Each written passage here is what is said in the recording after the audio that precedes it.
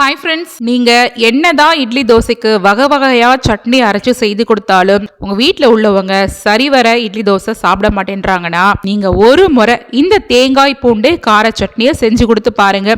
எத்தனை இட்லி எத்தனை தோசை உள்ள போகுதுன்னே தெரியாது. அந்த அளவுக்கு கேட்டு கேட்டு வாங்கி சாப்பிடுவாங்க. எதுக்காகனா இந்த சட்னியோட டேஸ்ட்டுக்காகவே. வாங்க இந்த சட்னி ரெசிபி எப்படி செய்யலான்னு பார்ப்போம். அதுக்கு முதல்ல நான் மீடியம் சைஸ் அளவுடைய 3 பூண்டு எடுத்திருக்கேன். உங்ககிட்ட பெரிய சைஸ் அளவுடைய பூண்டா இருந்ததுன்னா 2 எடுத்துக்கோங்க. முதல்ல இந்த பூண்டை நல்லா தனித்தனியா பல்லு பல்லா பேத்துட்டு இதுல உள்ள தோலை நீக்கி எடுத்து தனியா வச்சுக்கோங்க. அது அப்படியே இருக்கட்டும். அடுத்ததா பேன்ல 1 டேபிள் ஸ்பூன் அளவுக்கு நல்லெண்ணெய் சேர்த்துக்கோங்க. நல்லெண்ணெய் நல்லா சூடானதுக்கு அப்புறமா ஷிரிங் கப்பால 1/2 கப் அளவுக்கு நல்லா ஃப்ரெஷ்ஷா துருவிய தேங்காய் துருவல் சேர்த்துட்டு நல்லா கலந்து விட்ட மாதிரி ஒரு 2-3 நிமிஷத்துக்கு வதக்கி எடுத்துக்கோங்க. தேங்காய் வறுக்கக்கூடிய பதம் பார்த்தீங்கன்னா தேங்காய் வறுத்ததுக்கு அப்புறமா நல்ல நிறம் மாறி இது போல சிவந்து வந்திருக்கணும். அதே சமயம் தேங்காயில கொஞ்சம் கூட ஈரப்பதம் இருக்கக்கூடாது. இந்த மாதிரி இது போல வறுத்தா மட்டும் தாங்க சட்னி அதிக நாள் வச்சு சாப்பிடலாம், கெட்டு போகாம இருக்கும். இப்போ இந்த பக்குவத்தில் வறுத்ததுக்கு அப்புறமா அதை எடுத்து வேற ஒரு தட்டுக்கு மாற்றி எடுத்து வச்சுக்கலாம். இப்போ அதே பேன்ல 1 டேபிள் ஸ்பூன் அளவுக்கு நல்லெண்ணெய் சேர்த்துட்டு இப்போ நம்ம உரிச்சு வச்சிருந்தோம்ல பூண்டு பற்கள் அது எல்லாத்தையுமே இதுல சேர்த்துட்டு இதை இப்போ நல்லா ஒரு 2 நிமிஷத்துக்கு இந்த பூண்டுல இருக்கிற பச்சை வாசனை போற அளவுக்கு இது போல வதக்கிக்கோங்க. பொதுவா நீங்க பச்சை பூண்டை அப்படியே டைரக்டா சட்னி அரைக்கும் போது சேர்த்து அரைச்சி சட்னி செய்து சாப்பிடாதீங்க.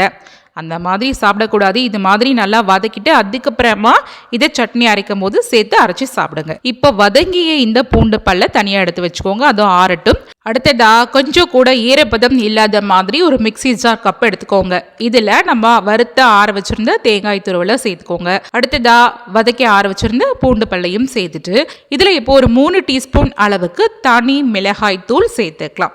இப்போ இந்த சட்னிக்கு தேவையான அளவுக்கு உப்பு சேர்த்துட்டு ஃபஸ்ட்டு இதை நல்லா ஒரு கோஸான பவுடர் போல் இந்த மாதிரி அரைச்சிக்கோங்க. ரொம்ப நைஸாக மைய அரைக்கிறத கண்டிப்பாக தவிர்த்துக்கோங்க. இந்த மாதிரியான ஒரு டெக்ஸ்சரில் அரைச்சாதான் சட்னி ரொம்ப டேஸ்ட்டாக இருக்கும்.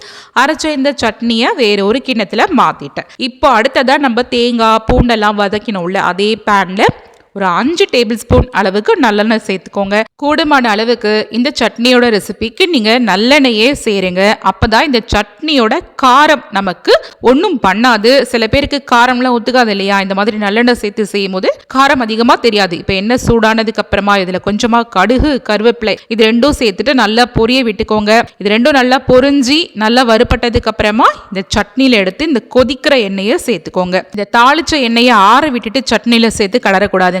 எண்ணெய் நல்லா கொதிக்க இருக்கும் போதே இந்த சட்னியில சேர்த்துட்டு நல்லா இந்த மாதிரி கலந்து விடணும். ஏன்னா நம்ம இதுல மிளகாயை வறுத்துட்டு சேர்க்கல, தனி மிளகாய் தூளை அப்படியே டைரக்டா சேர்த்துதான் சட்னி அரைச்சிருக்கோம். ஸோ கண்டிப்பா தனி மிளகாய் தூளோட பச்சை வாசனை இதுல இருக்கும். அதனால நீங்க தாளிக்கிற எண்ணெயை நல்லா சூடா இருக்கும் போதே இதுல சேர்த்துட்டு நல்லா ஈவனா ஸ்மூத்தான கன்சிஸ்டன்சி வர்ற அளவுக்கு இது போல மிக்ஸ் பண்ணிக்கோங்க. இப்போ நல்லா கார சாரமான தேங்காய் பூண்டு கார சட்னி ரெடிங்க. இந்த கார சட்னியை நல்லா சுட இட்லி தோசை கூடலாம் சைட் டிஷ்ஷா தொட்டு சாப்பிடும் போது சூப்பரான டேஸ்ட்ல இருக்குங்க.